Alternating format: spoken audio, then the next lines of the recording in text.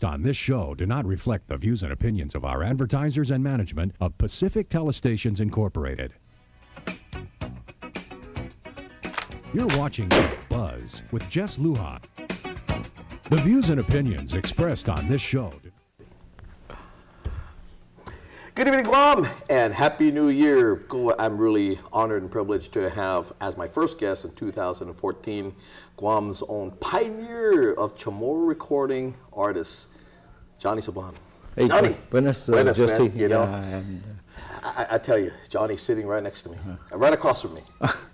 Happy New Year, Johnny. Happy New Year to you. And may I make some greetings to, first of all, to our young men and women who came from overseas, from Afghanistan, and maybe those places there. Welcome home and Happy New Year, and, there we go. And to everyone here in Guam. John, before we start off, and how you got your start and everything, we're going to play a little clip, about a minute and a half with this, right? Okay. And then we'll jump into the life and times of Johnny Sablan. Okay? Let's take a listen and watch this short video. What will it be?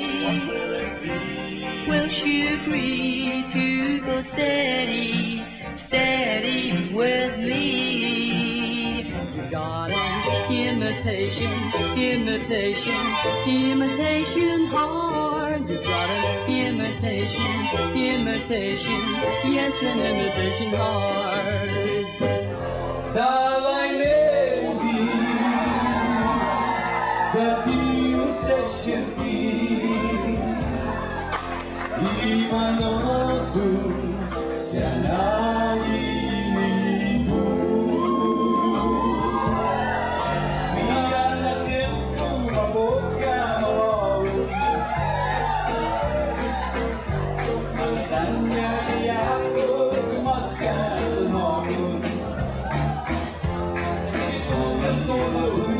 Even in the 1968, Mago Fan Hao, the golden lady night, she had no moon, when stars were night, baby,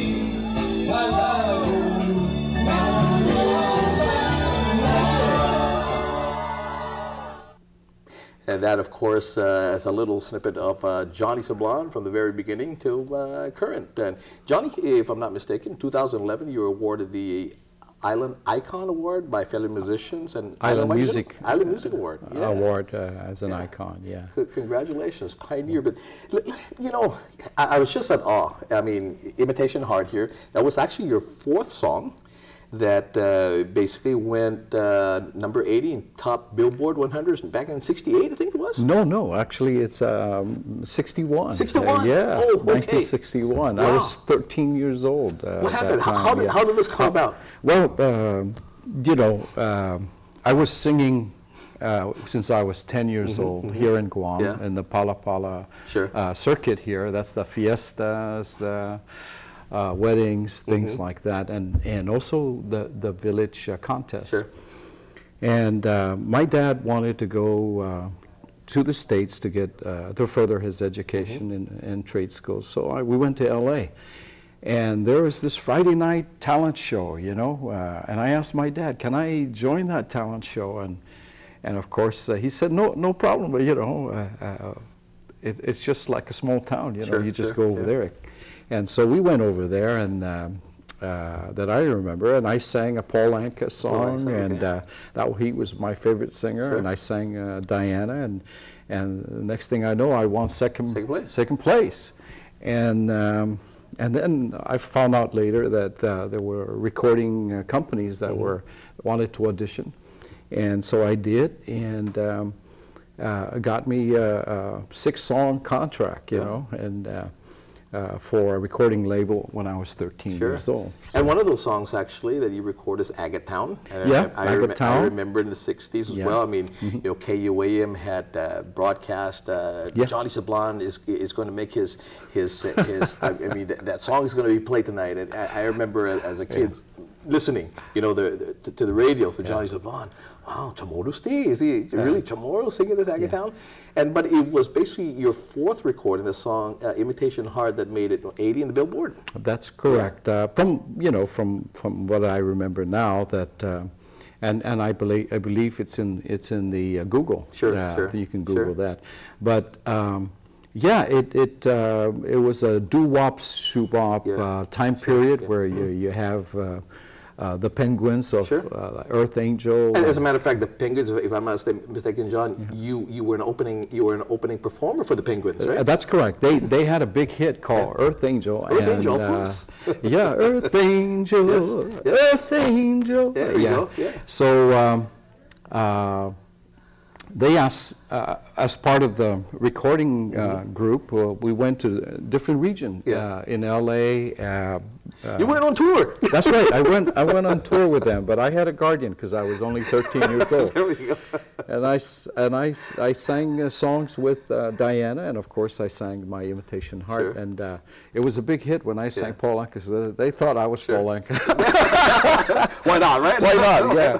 And I'll take the biddies that go with it, right? And that was really great. I was thrilled. I was seeing things that it might get a big hit, and I guess it did. And that was great because again, you said Johnny Mathis, I think, was one of the writers of something. Well, no, the writer. The writer of Johnny Mathis, at that time, Johnny Mathis was just starting out also, and Johnny Mathis is equivalent today of someone famous like Marvin Gaye. Yeah, sure.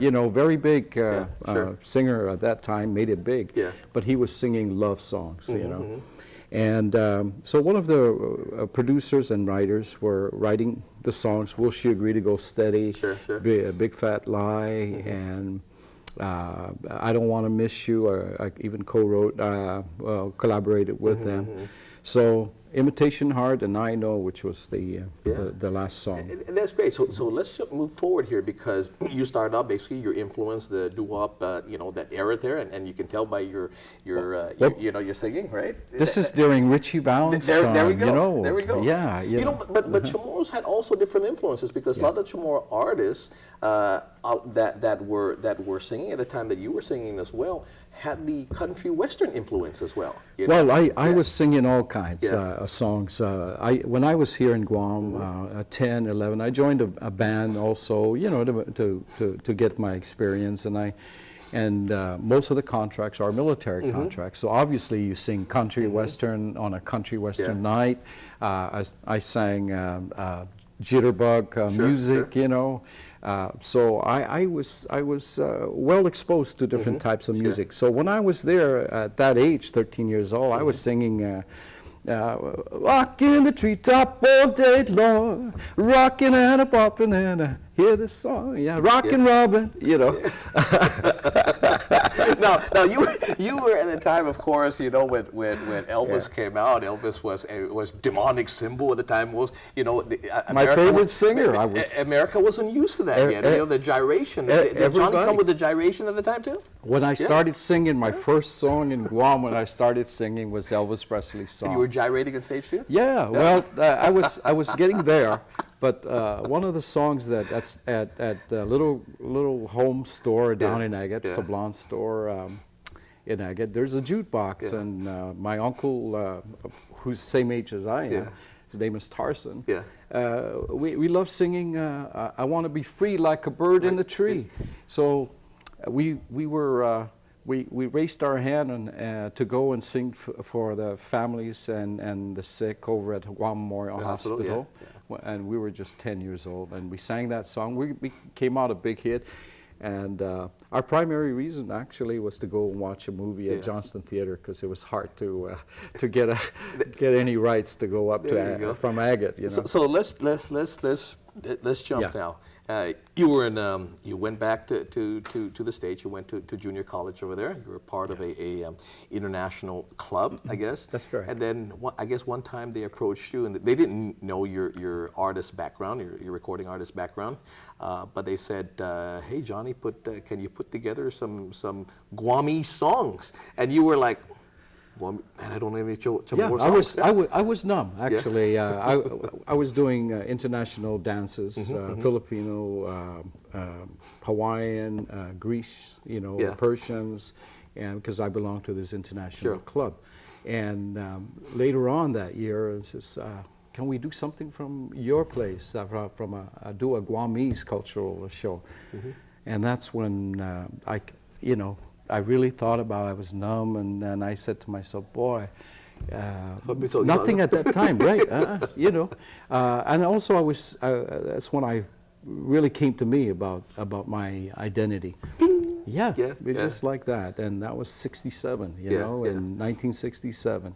And I was still singing songs like Light My Fire, with the Say Feliciano and all these songs. But then I came back to Guam, started looking at seeking out Manomko, and listening to songs from them.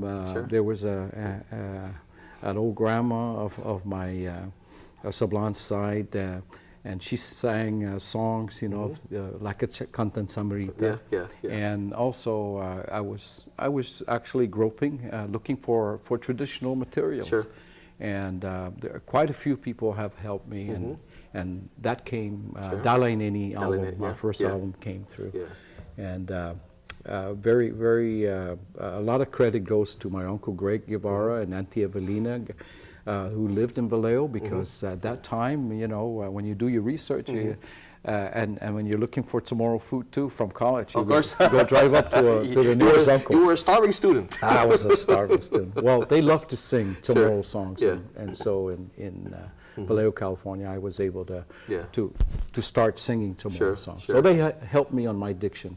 And that's great. And again, that's when you definitely immersed yourself into speaking the language and being able to read the language, and then with the help, of course, with relatives, and you sought out the Manaina, right? Right. And you saw them out, and actually some of your early songs too are songs traditionally they sang, like Basta Muri Zanguma. That's correct. Like those are traditional materials, right? So I mean, it's nice, and because those songs they don't age, Johnny. I mean, like yourself, they don't age.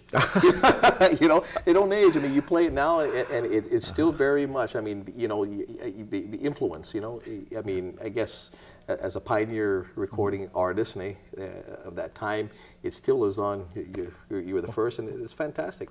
But I tell you what, we're going to take a quick break, pay some bills right now. When we come back, talk a little bit more about that, and then, of course, 1968, 69, Governor, first elected Governor of Guam, Governor Camacho, he asked you to join him to visit the troops in Vietnam. Tell us about that experience, okay? Okay. We'll be right back. This program is brought to you